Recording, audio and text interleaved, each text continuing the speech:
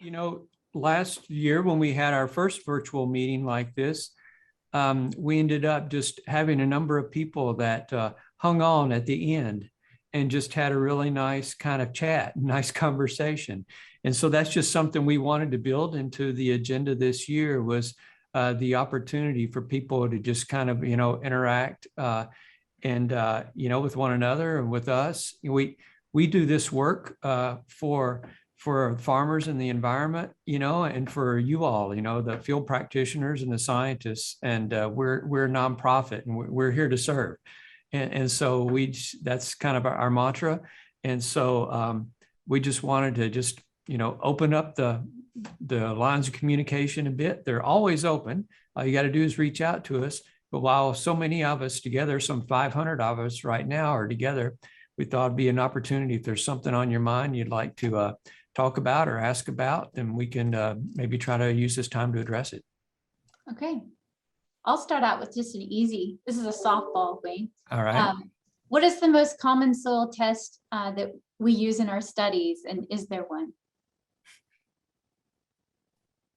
Go for it.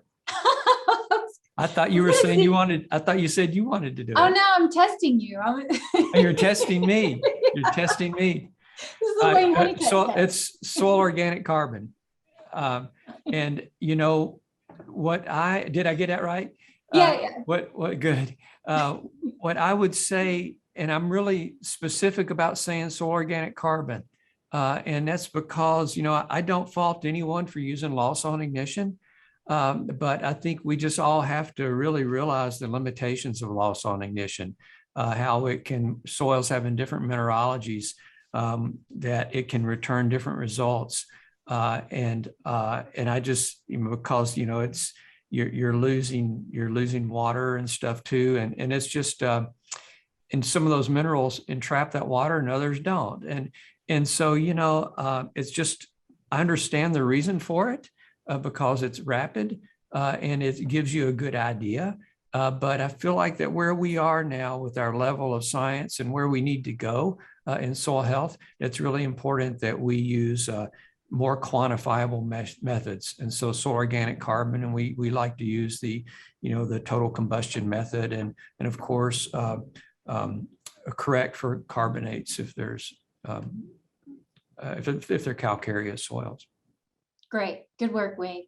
And then the follow-up was determining soil organic matter. So yes, and if we need to convert between soil organic carbon and soil organic matter, we measure the carbon and then we use a multiplier to the organic matter. So great. Okay. The next question is from Jonatas, and he says, is SI conducting projects in farms where growers are just starting to adopt conservation practices from scratch? And I'm going to start with just pointing out that Nate, though he did measure farmers that had been doing things for 10 years, he also did measure farmers that had just been starting for a couple of years. And then Wayne, I think you probably want to add on to this. Yeah, I'd love to. Thanks, Jonatas. And it was great to see you yesterday. Thanks for the invitation to come over to your all's offices. Yes, we actually in our soil health training program, that's really what it's all about. And we do have some, boots on the ground soil health training where we set up farmer to farmer networks, and we go in and try to help set up those networks, but find also local technical specialists and also local farmers who are already successful at adopting these practices and systems to be mentors to other farmers. And so when we have the resources available, we even provide a small, very modest stipend to those farmers to be mentors to other local farmers. And so that is very much the approach that we take, as trying to make the most of the local technical resources that are available and the local farmers that are available and already have an experience at it. And so we do that in different ways with working directly with those farmers. But I guess I should quit saying it, but as a nonprofit, we would like to be, much more widely spread than we are because, we're limited to how much we can do. Great. This next question is a good one. I kind of alluded to it this morning in my introduction. Have you heard, this is from McKenna Peniel. Have you heard about the studies indicating that soil health, regenerative agriculture, doesn't actually sequester carbon in such a way to mitigate climate change? If so, what do you think about that? If not, this article pretty nicely summarizes some of the issues associated with soil health. And the article that they're referring to is the one in Quantum magazine that we have Yeah. Oh, read. yeah. Yeah, sure. I'll take the first stab and I'll let you clean up after me, Cristine. Okay. So yeah, I understand this article has been going around a lot, and it's good that that keeps conversation going, right? These are the types of conversations we all need to have. But I'll just be very candid that I feel like that the article really kind of made the point to me anyway, is that there's kind of a common misperception that when you are sequestering carbon, you're putting it away in a lockbox, and now it's not going to be active again. When the reality is that this is a cycle, and that we want that carbon to cycle, because that's how we derive so many benefits, is through that carbon cycling. That's how we get aggregates to build up. That's how we release things like nitrogen and phosphorus for the plants to take up. And so there's so many benefits to that carbon cycle. The goal, of course, with carbon sequestration is to look at that balance, the balance between inputs and outputs. So inputs are things like, organic matter, additions, whether it be leaves, stems, or roots, for example, from the previous crop, like from cover crops. And then the outputs, things like carbon being taken off from crop removal, but also for microbial respiration. And what we are doing, with carbon sequestration is we are just wanting to shift that balance to where there is a net increase of carbon and net inputs, increase in inputs, and a reduction in the outputs. And so that balance goes to storing more carbon. And so I really kind of felt like that article was a reflection of that misperception. We are not just locking it away when we call it carbon sequestration. It is actually a cycle, and we're trying to achieve that balance. And of course, I know I don't have to go into corollaries with any of you, but I guess I was thinking about it. It's kind of like when you go on a diet and you count calories. If you're burning more calories than you're taking in, well, then you're going to lose weight. And it's kind of the same way, with carbon sequestration. But if you're storing more calories, then you're going to, be able to store your carbon. And so it's kind of the same idea. Okay, I think you did great, Wayne. I'll just give impressions that when I read the article, the first paragraph, the title in the first paragraph, I was like, oh my gosh, what is this article about? And then when I read the whole article, it's like nothing new. It's just like, it's what we already know. I really felt bad it was called The Dirty Little Secret, because it's no secret at all. Yeah, and you probably see all these lines right here. Well, I remember that from from decades ago. Right. Yeah, I mean, this was just something we learned. And so it's good more people are learning about this, but I felt like it was not all that helpful for it to be presented with the title that it was presented and the headlines it was given. It was good. It's one of those situations, like, it's a great article that summarizes what we know and what we don't know. So you don't want to throw the baby out with bathwater. Right. But at the beginning, it was a bit alarmist, sounding like, oh my gosh, they know something we don't. I just feel like that. I think the science is so clear that there's so many benefits that we can store carbon. You saw the meta-analysis, hopefully most of you saw that Rodrigo presented earlier today. And it very, very clearly shows all those different studies that he evaluated. But sure, it goes down to the individual management practices also. And so that's what we're doing, is we know the science is there that we can store carbon. And so I just didn't feel like it was a very good service to humanity, quite frankly, to cast doubt on that, because the science is clear. It's very doable and it's real. Yeah, and Thomas McName has asked about what article is it, and I'll find it and stick it in the chat, Thomas, or somebody else, because when the question was asked, it got into the answer sheet. So if somebody else wants to put the link to that article, I would appreciate it. It would help me out. Okay, so the next comment, it's pretty long, but we'll get the gist of it and then discuss it. This is from John Weiner, and not an instant question, he says, and it's true. Considering Des Moines watershed case and the early example, perhaps a future flood of similar cases, can partial budget approach be applied to the value of buy-offs? Not quite sure what a buy-off is. Buy-off is cost of getting a farmer to not do something, perhaps at her own expense in the short term and maybe long term. In 17 years with Ditch and Reservoir Company Alliance and interviewing for NOAA grants, I came to summarize farmer goals as survival, stewardship, and succession. A buy-off would make survival no less likely, and perhaps more likely because of reliability of payments. And with higher sense of survival, stewardship is more possible. Wish did not have to be one paragraph, exclamation mark. The federal subsidies are not adequate as well as very unequally distributed because they are short-term. So I think this is just really talking about, like, general policy of, what can we do when you think about stewardship, survival, and succession. I think, this is probably beyond a soil health question. Anyway, I just thought, I don't know, it was a very long comment, but maybe something worth discussing. Yeah. Hey, John, I'm so glad to see you tuning in, and hope you're doing well. I saw you asking a couple of questions. Sorry we didn't get to them yesterday, but I'm really glad you're hanging in with us again today. Hope everything's well in Colorado for you. Listen, I guess, I'm struggling a bit with the buy-off because I think I understand what you're saying is if there's some additional kind of financial payout to achieve environmental goals for public benefit. I think that's maybe what you're getting to. My mind just doesn't go there very fast, John.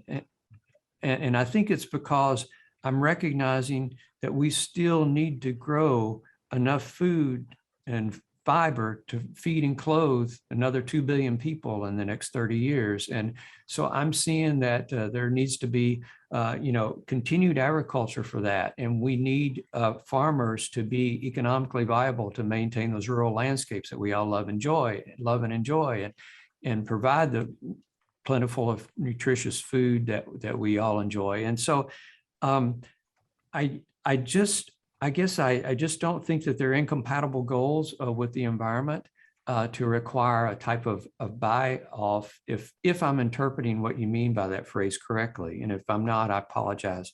But if I'm interpreting that correctly, I really feel like that these are not incompatible goals, and that it's a matter of choosing the wise, well-informed management decisions in order to farm in an environmentally beneficial way.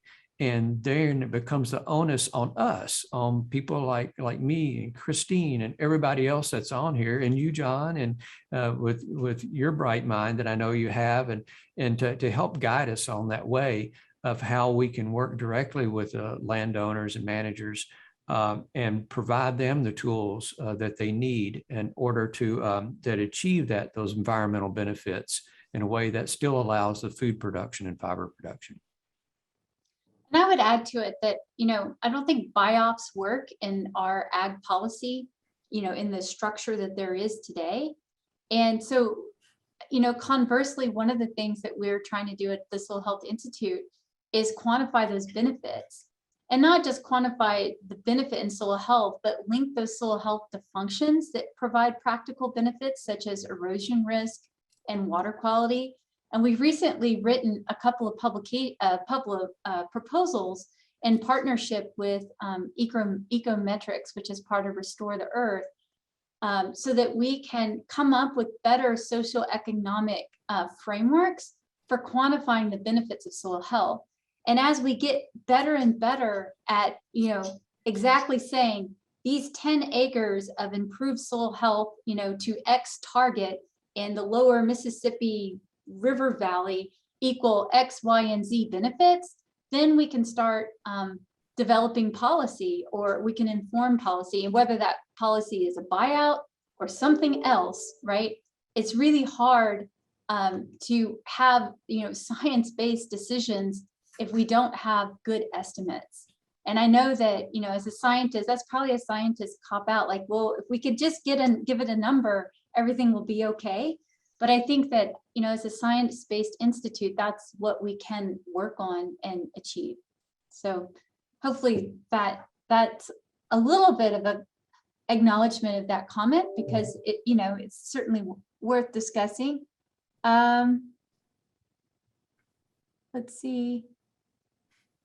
Oh, I wish, is Liz on here? No, Liz isn't in the group, because that's a good question for Liz.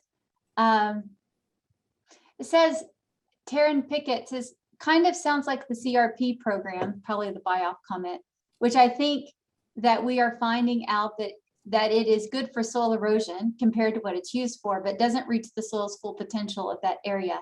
I think we need more advocacy for grazing areas, CRP, maybe an enhancement to the program. Yeah, one of the things with CRP is a lot of that is our highly erodible land, but I think that the comment really was, what about our prime ag soils that are probably, used to be wetlands, right? And used to be functioning very differently than they are today. And it is important, and it's something we need to think about as a society. Okay. I think a lot of these other questions are just kind of very specific methodological questions. I'm going to scroll to the top. Well, we can call it good if you need to. Oh, one more question. I've heard a lot about carbon through these sessions, which has been incredibly helpful, but I'm still trying to gain a complete picture of soil health. What impact does measuring and supporting all of the biology in the soil have on long-term soil health? Thank you. I'd like to answer that one. We do measure carbon, but we're also measuring aggregate stability. We're measuring microbial activity. And in some projects, I mean, it's not really scalable at this point. We are actually also measuring the microbiome and looking at what microbes are actually driving processes in soils. And I think Nate had the best example in his talk, where he showed that low carbon soils already had the greatest potential to improve their aggregate stability. And aggregate stability is kind of a funny thing, because it's really integrating all of those microbial processes. So aggregate stability doesn't care if the glue in the soil that helped create the aggregate comes from protozoa or bacteria. It's just the fact that it's there and it's working and it's functioning to improve the physical properties of the soil. And so I guess we could look at it in two ways. We can measure the microbiome. Problem with that is it's kind of expensive, and we don't really know how it links to soil function yet. So that's kind of a really R&D area. And so when we think about what we can do with soil health today, what we really want to do is look at indicators that are associated with functioning that we, can prioritize with our management. So I kind of hope that helps. The crazy thing is carbon is a lot of times like the driver, right? Because it's the food source for the microbes that change the soil physical and chemical and biological properties. So the great thing about soil science is it's all connected, and the frustrating thing about soil science is that it's all connected. So I think what you just said about today, this is what we're looking at, is it identifies, to be the most kind of scalable measures. But yeah, we all are very hopeful that we will soon get to that point where we understand and have even greater tools and less costly tools to really quantify those roles, the processes that the microbes are mediating, and then really focusing in on how we really fine tune the health of that soil based on that knowledge. And so I think right now we're doing a lot of sampling and analyzing and saying, well, this is bigger than that. Well, what does it mean? And so we're, but I have full faith that we're going to get there. But I think it's good to have people like you continuing to push us on.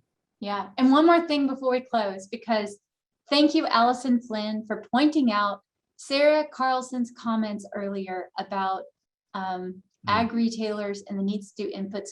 Let's talk about that one now. Unfortunately, I can't really access her comments really fast. Yeah. But I think we all read them. And Wayne, would you like to start? Well, if I recall, and I wasn't reading all of them, I was so enthralled by some of the presentations, I wasn't reading all the Q&A, but I gather that she was asking that we recognize and address that there's, I guess I would call it, I don't know, maybe this is not fair, but perhaps kind of a perverse incentive to where, the ag retailers are, I mean, I think I shouldn't even have used that terminology now to think about it, but it's they are driven and their model, their business model is maybe selling inputs, but that might not always be compatible with improving soil health. And I think that was basically kind of what she was getting at, and it's kind of how we marry the two. And I think what we see is an opportunity for bringing things like soil health targets to the ag retailers, who are just an extremely important part of our agricultural industry. I mean, they touch such a huge percentage of the acres by working directly with farmers, and they're the ones that often give the management recommendations to farmers. And so there's just a huge opportunity there to provide them with things like soil health targets, and to provide education programs and stuff for them, so they can see that when you improve soil health, now you're improving water holding capacity and therefore nutrient uptake. And so what materials they may be selling and applying can now make their way more into the plants. And so it's more efficient use. And so what that does is now reduces like nutrient loss to our waterways. And so it can hopefully, keep a regulation in its proper place. Maybe I shouldn't say proper. I'm not trying to, pass a judgment here, but I'm saying I know that to the extent that farmers can continue on with their voluntary selection of practices, then I think that we're going to be able to keep more and more people farming. I'll put it that way. Cristine, have anything to add to that? That's why the focus of soil health targets is where it is, because I do believe that that's a tool that works under that business model constraint of ag retailers. There's recently a really nice extension publication on just ag retailers and their role in soil health from Purdue. If you just type in ag retailer soil health Purdue University, you'll get a really nice kind of a thoughtful analysis of the situation as well. And I think we can all stretch our minds a little bit and try to get out of the box and work hard to find financial incentives for ag retailers to engage in soil health. Yeah, absolutely. Good. All right. Had enough? All right, we're done. We're done. Wayne, I'll let you close it. Thank you, Cristine, so much for a wonderful session. And all this. First thing, I'm just going to take a couple minutes here. I just want to thank everyone for your participation. Just the last couple of days. I hope you've enjoyed it, gotten a lot out of it. We do this for everyone, but we end up really benefiting from it too. We really gain from it. Just a couple of housekeeping things. Remember, when our screen goes off, those of you who want your CEU credits, you'll be able to scan the QR code and get it there. You've been hearing that for the last 2 days, and this is the last time you'll have to hear it. But also, if there's going to be a survey that comes up, and if you could please complete the survey, because it helps us improve. We hope to be doing this again if in a year, if not sooner. And so we really want to continue to improve every year. We learn a little bit more, and a lot of it's from your input. So we hope you'll continue to give it to us. And another point I want to let you know is that most of the sessions speakers were recorded, not all of them. Some of the federal employees were not able to have theirs recorded, but the other speakers were. And so we hope to have those posted on our website in the coming days. I suspect sometime next week, but please don't send me a flaming email if it's not up, but I think it will be. And I mostly also just want to thank all of our speakers that they put so much time and effort into preparing and delivering their presentations. And then also our sponsors. You've been seeing their names and their logos scroll through during the breaks in the morning session and stuff. And, we wouldn't be able to put this together without them, because although it's virtual, it still costs money. And so I hope that you'll give them some love too, if you get an opportunity to say thanks to them. So I guess I would just close on a little bit more of a personal note. I guess I'm struck by, as I am just pretty much every day and every time I drive through the country, at all the work that there is to be done, and know that we all have different roles, but I think at the heart, I suspect 99.9% of us that are on right now are conservationists at heart. And so I think we all realize there's a whole lot of work to be done. As I mentioned a while ago, it's not the fact that not just the fact we have all these people to feed and clothe, in the next few years, but we're increasingly challenged to do it with things like drought and heavy rain, and because of climate change. And we have a great opportunity for addressing climate change through agriculture. And improve soil health that benefits farmers along the way. It's the same with water quality. We have great opportunities for addressing a lot of our water quality issues, our pollinator habitat issues, and at the same time improve soil health and allow our farmers to benefit from that, and building that resilience. And so I'm also pretty confident that our work perhaps may not always be completed. But I do think that we have a responsibility for not just our generation, but for future generations to come, to do everything we can to prepare the earth for them too. And so I think that's the reason I said it was kind of a personal note, is that I know that we are, we're obviously in a challenging time still with the pandemic globally. And so I just urge each of you to take care of yourselves, take care of all those around you, so that you can continue this good work and that we can continue to get together next year. So thanks again for joining us, and Godspeed.